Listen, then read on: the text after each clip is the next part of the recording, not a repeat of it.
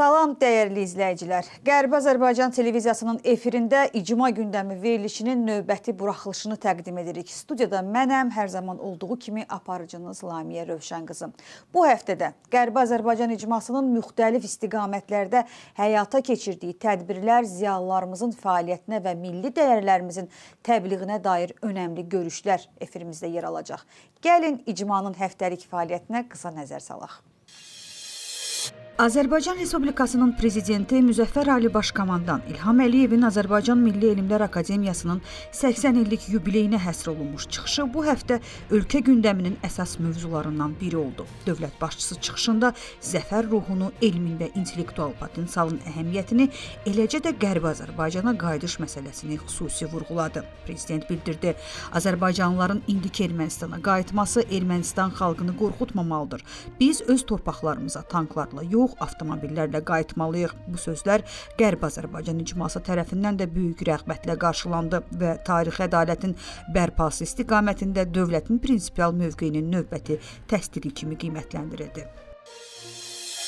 Noyabrın 4-də Azərbaycan Dövlət Pedaqoji Universitetində Qərbi Azərbaycan İcması İdarə Heyətinin üzvü Dərələk Əzmahalının Keşkənd rayon icma sədri professor Mahirə Hüseynovanın 65 illik yubileyinə həsr olunmuş "Mən bu ömrü elə-belə yaşadım" adlı tədbir keçirilib. Tədbirdə millət vəkilləri, elm və təhsil xadimləri, kütləvi informasiya vasitələri nümayəndələri iştirak edib. Çıxış edənlər Mahirə Hüseynovanın Azərbaycan dilçiliyinə, təhsilə və milli mənəvi dəyərlərin qorunmasına verdiyi töhfələri yüksək qiymətləndiriblər. Bədii hissədə sənədli film nümayiş olunub, şeirlər və musiqi nömrələri səsləndirilib. Sonda yubilyar öz təşəkkürünü bildirərək Pedaqoji Universitet ailəsinin bir parçası olmaqdan qürur duyduğunu deyib. Azərbaycan Yazıçılar Birliyinin Sumqayıt bölməsi və Əli Kərim adına Poeziya klubunun təşkilatçılığı ilə tanınmış şair, publisist, folklorşünas, əməkdar jurnalist, Qərbi Azərbaycan İcması Ziyalılar Şurasının üzvü Avtandil Ağbabanın 70 illik yubileyinə həsr olunmuş ədəbi bədii gecə keçirilib. Tədbirdə Milli Məclisin deputatları Cavanşir Feyziyev, Hikmət Babaoğlu, Sumqayıt şəhər İcra Hakimiyyətinin nümayəndəsi Fərman Kazımov, Azərbaycan Yazıçılar Birliyinin katibi Elçin Hüseynbəyli, şair Əşrəf Veysəlli, filologiya elmləri doktoru professor Rafiq Yusifoğlu, Azərbaycan Jurnalistlər Birliyi Sumqayıt Təşkilatının sədri Rafiq Oday, professor Aslan Bayramov, Sumqayıt Dövlət Universitetinin dosenti Dəyanət Çümənov, Uşaq və Yeniyetmələrin Yaradıcılıq Mərkəzinin direktoru tanınmış şair Əvəz Mahmud, Lələdağın qızı Əntiqə Rızayeva və başqaları iştirak ediblər. Azərbaycan Yazıçılar Birliyi Sumqayıt bölməsinin sədri Gülnarə Cəmaləddin, Qərbi Azərbaycan İcmasının sədri millət vəkili Əziz Ələkbərli, deputatlar, alimlər və şairlər çıxış edərək yubilyarın elmi və ədəbi yaradıcılığından və Azərbaycan ədəbiyyatına verdiyi dəyərli töhfələrdən söz açıblar. Gecədə şeirlər səsləndirilib, yubilyarlı xatirə şəkilləri çəkilib.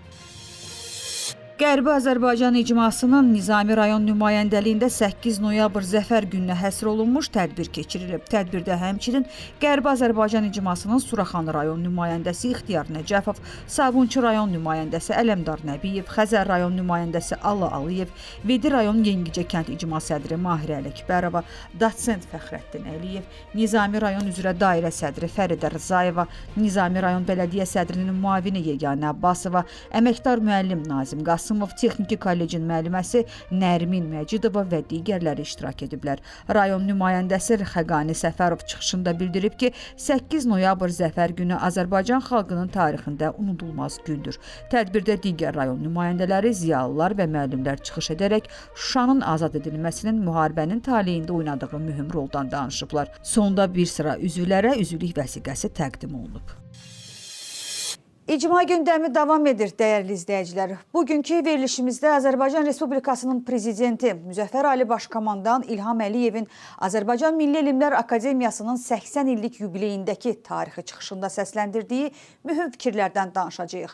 Cənab Prezidentin çıxışı yalnız elmi inkişafla bağlı strateji çağırış deyil, həm də milli kimliyimizin, tarixi yaddaşımızın və Qərbi Azərbaycan həqiqətlərinin qorunması baxımından xüsusi əhəmiyyət daşıyır. Bu təkcə elmi mövzu deyil. Bu, gələcək nəsillərə ötürəcəyimiz həqiqətin bir hissəsidir. Dövlət başçısı qeyd etdi ki, azərbaycanlıların tarixi torpaqlarına, indiki Ermənistana sülh və ədalət prinsipləri əsasında qayıdışı labüddür və bu Ermənistan üçün təhdid deyil, ədalətin bərpasıdır.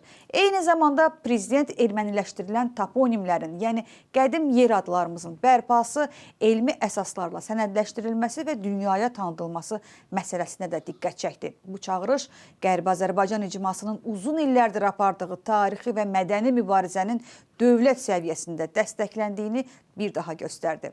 Prezidentin sözləri həm alimlərə, həm ictimaiyyətə, həm də Qərbi Azərbaycanlılara bir çağırış idi. Öz tarixi yaddaşını bərpa et, onu elmi əsaslarla dünyaya çatdır. Elə bu mövzu ətrafında bugün studiyamızın qonağı ilə geniş söhbət edəcəyik. Qonağımız Qərbi Azərbaycan İcmasının Ağsaqqallar Şurası sədrinin müavini, əməkdar elm xadimi Vaqif müəllim Şadlinskidir. Vaqif müəllim, xoş gəlmisiniz. Sağ olun, xoş gününüz olsun. Təşəkkür edirəm dəvətinizə görə. 200 ildə qalib olduğumuz şanlı bayramımızın mübarək olsun deyirəm və bütün xalqımızı, o cümlədən də Müzəffər Baş Komandanımıza təbrik edirəm. O olmasaydı, yəqin ki, bugün Azərbaycan da yox idi. Çünki elə bir qələbə qazandı ki, bütün tarixlərə sübut olunan bir qələbə oldu. Bugün o qələbənin astanasındayıq. Yəni, sabah Müzəffər Ali Baş Komandanın rəhbərliyi ilə azadlıq meydanımızda bir daha şanlı ordumuzu görəcəyik və bu şanlı ordunu elə yerdə görəcəyik ki, tarixdə 2000 il deyək, 5000 il deyək Azərbaycan xalq olan yerdə belə möhtəşəm parad olmayıb. Yəqin ki, bundan sonra da çox çətin olacaq, yəqin artıq ola bilər. İki böyük, möhtəşəm bir dövlətin sıravi əskərləri, generalları bizim ordunun əskərləri ilə, generalları ilə paradı keçirəcəklər və onların prezidentləri cənab Ərdoğan və Pakistanın baş naziri orada iştirak edəcək, salamlayacaq. Bundan böyük qələbə günü ola bilməz. Ona görə də bu bayram münasibətilə bütün xalqımızı təbrik edirəm. O cümlədən sizi təbrik edirəm. Can sağlığı prezidentimizə də, xalqımıza da daha böyük uğurlar arzu edirəm.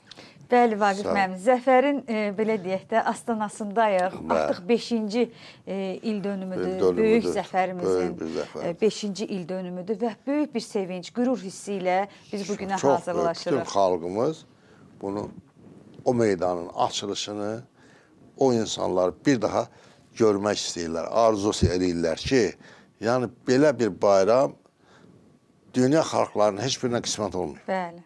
Tarix də göstərir.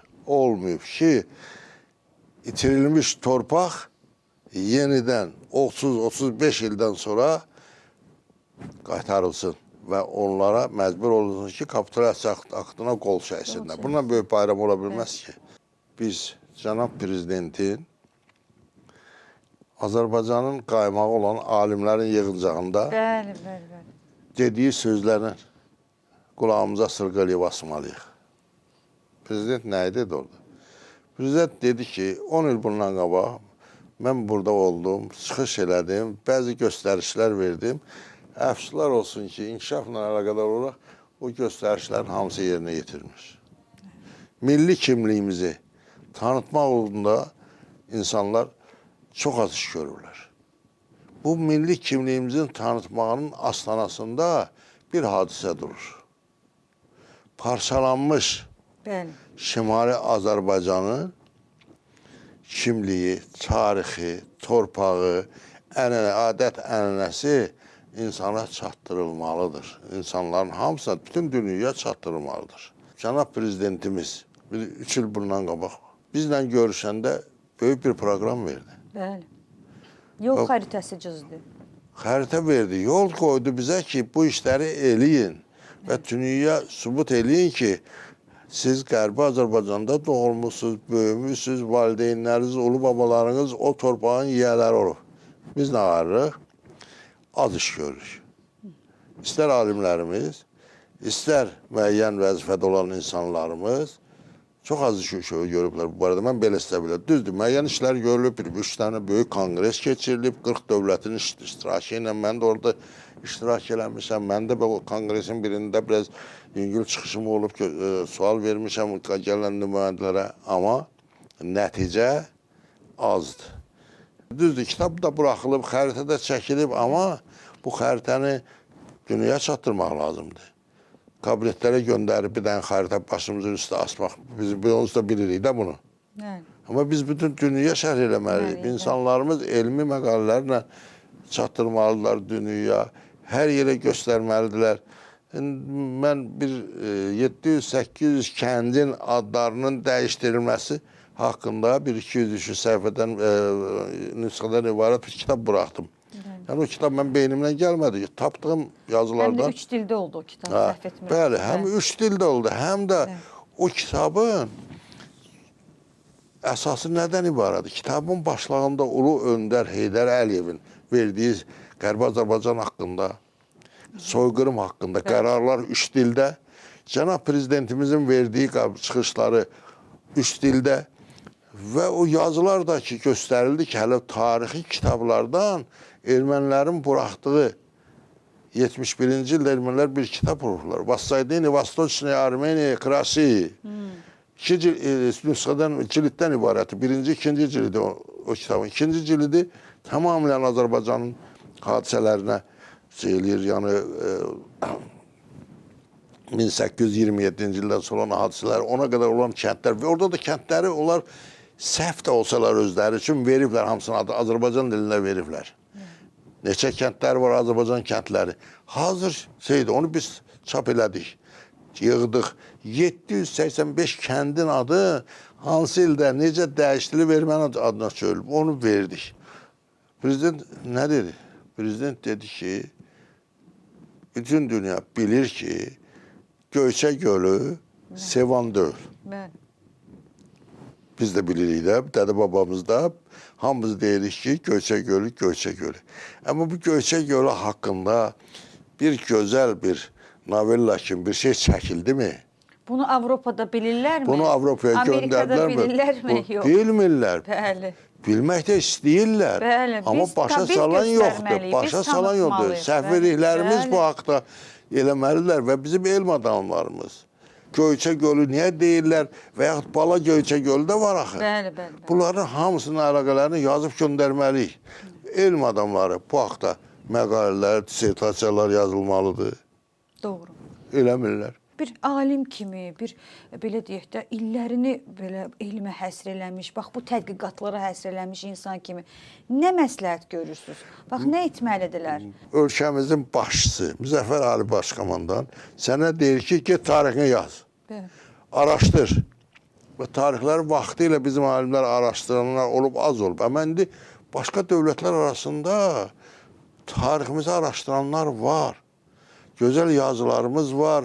İndi vaxtı ilə Chopin Rus diktasiyası ilə bu kameral təslimat altında bütün Naxçıvanın, Qərbi Azərbaycanın hadisələrini yazıb.